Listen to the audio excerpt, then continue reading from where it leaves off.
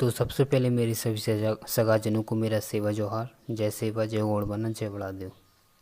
तो आज की इस वीडियो में हम बात करने वाले हैं पहाड़ी पारी कोपालेंगो जी की गाथा के बारे में, जिसमें हम देखेंगे और सुनेंगे कि पहाड़ी पारी कोपालेंगो का जन्म आखिर कैसे हुआ और पहाड़ी पारी कोपालेंगो जी को दिव्य शक्ति का ज्ञान कैसे प्राप्त हुआ।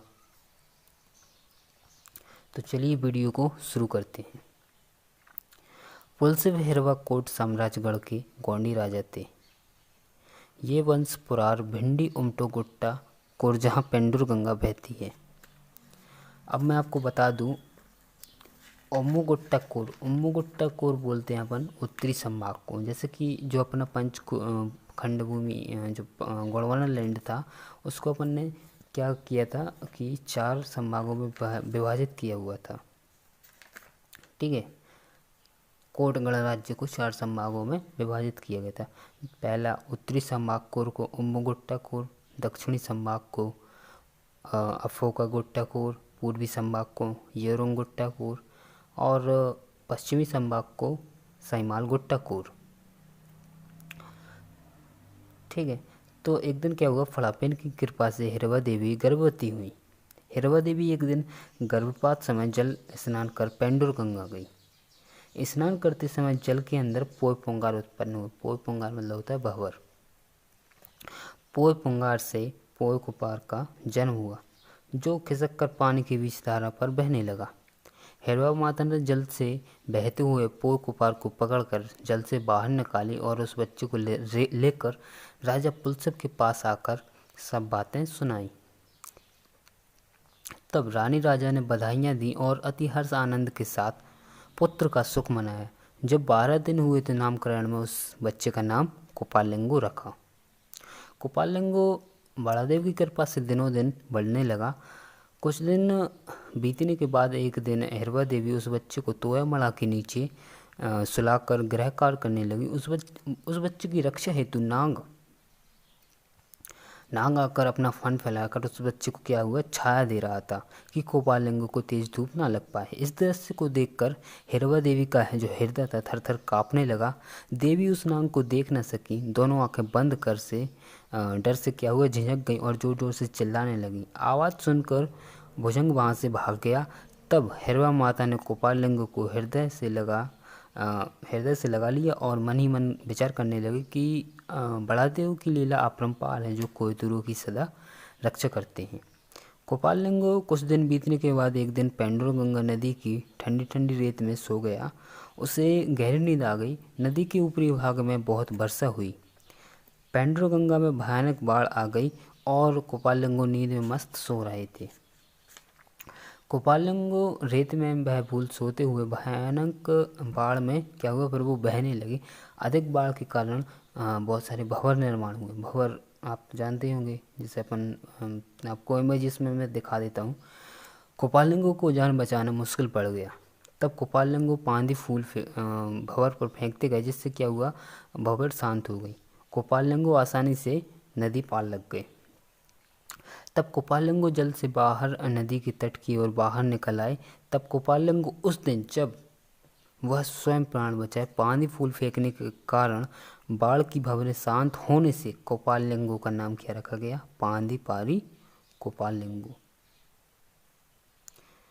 यह नाम है जो संसार में जग जाहिर है। पांदी कोपालेंगो अपने घर आए। जब पांदी कोपालेंगो को पुलसिव हिरवा माता ने देखा तो उनके हृदय में खुशी की लहर दौड़ पड़ी। कोपालेंगो के हृदय में यही बात गूंज रही थी कि कोया समाज को किस तरह बुद्धिमान बनाया जाए।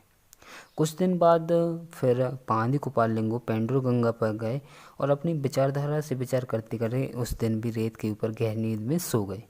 गहरी नींद लगने से कोपालेंगो वर्षा हेतु समय नहीं जाग पाए और भयानक वर्षा हुई। उत्तरी छोर पर उस दिन भी भारी वर्षा हुई, बड़ी बड़ी बूंदों वाली वर्षा हुई, जिससे पेंडुर गंगा नदी में क्या हुआ, भयानक बाढ़ आ गई। वहाँ सोए हुए कोपालेंगो बाढ़ में बहने लगी। पानी कोपालेंगो जल बाढ़ में तैरते हुए हाथ मारते मारते बाढ़ पार कर रहे थे। किनारा थोड़ी दूरी पर था, किंतु भारी बाढ़ की चपेट में कोपालेंगो आ गए और अचानक एक भारी भंवर निकल आई। उस भंवर से कोपालेंगो नहीं बच पाए। पहाड़ी कोपालेंगो बाढ़ में डूब गए। बाढ़ में क्या हुआ, फिर वो भंवर के कारण वो ऊपर नीचे होने लगी। तब शंभू शेख ने कोपालेंगो को देखकर मन में विचार करने लगे कि वह स्वयं बचने में सक्षम नहीं है। तब शंभू ने उस घूमते हुए भंवर में एक पत्थर फेंका, जिससे भंवर शांत हो गई। शंभू ने नदी में कूद कर कोपालेंगो को पकड़ा और बाहर ले आए, किंतु पहाड़ी कोपालेंगो बेहोश थे। शंभू से जगाने का प्रयास करने लगे, किंतु पहाड़ी कोपालेंगो को होश में लाना कठिन हो गया। कोपालेंगो के कान के समीप शंभू शेख ने जब अपना डमरू बजाना शुरू किया, जैसे जैसे कोपालेंगो के कान में आवाज़ गूंजने लगी, वैसे वैसे लिंगो की चेतना आने लगी और वे जीव चलाने लगी। वे डमरू की आवाज़ सुनकर होश में आ गए और उन्हें सर्वप्रथम 12 अक्षरों का ज्ञान प्राप्त हुआ। पहाड़ी कोपालेंगो द्वारा स्वयं अपने जबान से भाषा वक्ता का रूप दिया गया। डमरू की आवाज़ से क्या हुआ, गोंडी भाषा का निर्माण हुआ। शंभू गौरा पहाड़ी कोपालेंगो के सम्मुख विराजमान है। लिंगो शंभू गौरा को देखकर उनके हृदय में अति पुलकित शरीर हो गए और खुशी की लहर चारों ओर छा गई। कोपालेंगो ने शब्दों का उच्चारण किया, मैं आपको बता देता हूँ। अड़ंग स्वयं, अना अमय, अमाटे हम, इमा तुम, उदा बैठ, उदांग बैठना, एड़ांग वह, यर यह और कहकर संबोधित किया। इसके बाद गिनती उन्दी, रंड, मुंद, नालुंग, संयुंग, सारुंग, यरुंग, अरुंग, नरुंग, पद, इस तरह गिनती का ज्ञान हासिल किया। पहाड़ी कोपालेंगो शंभू गौरा से विदा ले कोयली कछारगढ़ थाना की ओर निकल पड़े। धन्य गांव हीरा सुकापाटा लीरा के पास पहुंचे। हीरा सुक कमोरी यानी संगीत कला का ज्ञाता। हीरा सुका राजने की एक प्रसिद्ध किंकरी वादक थे, जिसके कीकरी स्वर की आवाज़ से बड़ा देव जाग जाते हैं। कोपालेंगो ने हीरा सुका पाटिल द्वारा से संगीत विद्या का अध्ययन किया। कुछ दिन रुककर कला हासिल की और गीत तथा कीकरी वादक का ज्ञान सीखा। मट्टा के एकांत शांत स्थान सगा सावरी मतलब सैमरी पेड़ के नीचे फड़ापेन का ध्यान लगाकर बैठ गए और जगत में होने वाले अच्छे बुरे के बारे में सोचने लगे। ज्ञान को पाने के लिए पहाड़ी कोपालेंगो बार बार स्मरण करने लगे कि हे बड़ा देव, मुझे दिव्य ज्ञान से परिपूर्ण सदैव रखना। कोपालेंगो अखंड तपस्या करने लगे। तब बड़ा देव ने प्रसन्न होकर दिव्य ज्ञान प्रदान किया। उन्होंने सेमरी मड़ा वृक्ष के नीचे बैठकर फड़ाफेन के ध्यान में मगन लीन होकर सत्य ज्ञान को प्राप्त किया। सत्य ज्ञान से कोतुरु गोंडी समाज को ज्ञानवान बनाने के लिए एवं गोंडी धर्म संस्कृति का प्रचार प्रसार कर गोंडवाना को जगाने का कार्य किया और गोत्रों का विभाजन कर सभी को अलग अलग स्थान दिया, जो देवठाना के रूप में विराजमान है।